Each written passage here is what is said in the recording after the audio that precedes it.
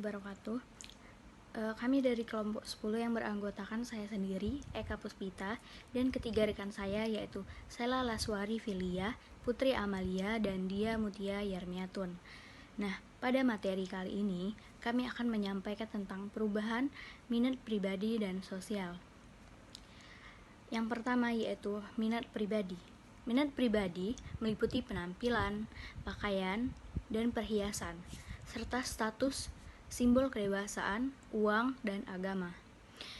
Ketika sudah dewasa, banyak terjadi perubahan penampilan yang dialami seseorang, seiring dengan pertumbuhan dan perubahan fisiknya. Ia mulai bisa memanfaatkan penampilan tersebut dan berusaha untuk memperbaiki penampilan. Hal ini dikarenakan kesadaran bahwa penampilan yang menarik adalah potensi besar dalam meningkatkan pergaulan. Minat untuk meningkatkan penampilan mulai berkurang menjelang umur 30-an, ketika ketegangan dalam pekerjaan dan rumah tangga terasa kuat. Walaupun usia semakin bertambah, namun minat terhadap pakaian dan perhiasan juga ikut bertambah. Hal ini berhubungan dengan prestise dan nilai seseorang dalam pergaulan. Saya Putri Amalia akan menyampaikan perubahan minat yang kedua, yaitu perubahan minat sosial. Seperti telah dijelaskan di awal bahwa masa dewasa dini adalah masa keterasingan sosial di mana seseorang atau suami istri akan merasa sepi karena mereka kehilangan masa pergaulan yang menyenangkan ketika remaja. Umumnya pergaulan dan kegiatan mereka lebih terpusat pada keluarga. Peran anggota keluarga menggantikan peran teman. Mereka harus bisa mencari penyelesaian dan berupaya untuk menjalin tali persahabatan baru dengan lingkungan barunya. Namun, pada akhirnya, 30-an umur mereka atau pertengahan 40-an mereka sudah mempunyai banyak teman karena umumnya minat sosial mereka sudah berkembang dan stabil pada masa dewasa. Minat pribadi akan semakin berkurang dan minat sosial. Ini saya akan membahas tentang bahaya personal dan sosial pada masa dewasa dini. Beberapa bahaya terhadap penyesuaian diri dan sosial yang sangat umum dan sering muncul selama bertahun-tahun awal akil balik. Sementara semua orang dewasa tidak perlu mengalami semua bahaya ini. Kebanyakan dari bahaya tersebut akan dialami pada suatu ketika oleh orang mayoritas orang dewasa muda.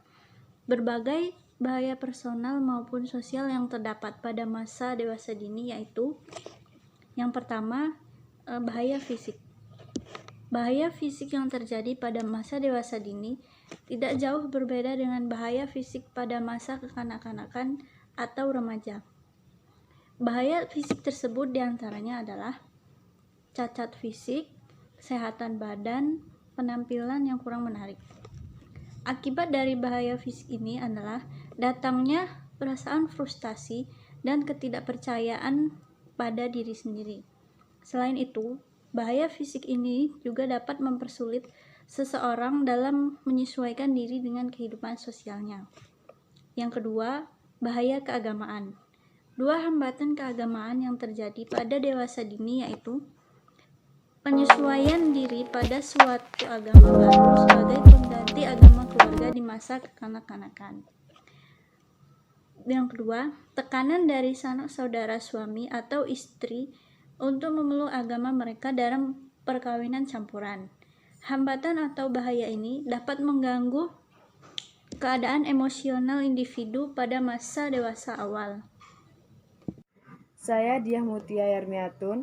Di sini saya akan melanjutkan penjelasan materi dari teman saya tadi tentang bahaya personal dan sosial pada masa dewasa dini.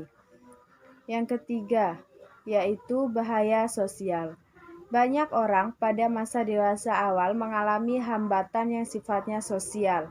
3 di antaranya adalah yang umum terjadi pada masa dewasa awal yaitu A. Hambatan untuk bergabung dengan kelompok sosial tertentu yang cocok.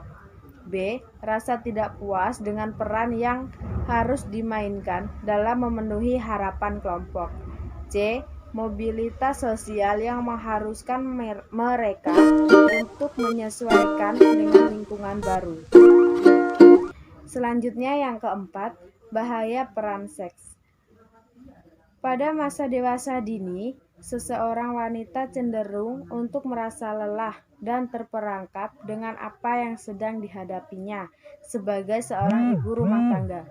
Dia harus mengurusi segalanya di rumah serta mengalami konflik mendahulukan karir suaminya.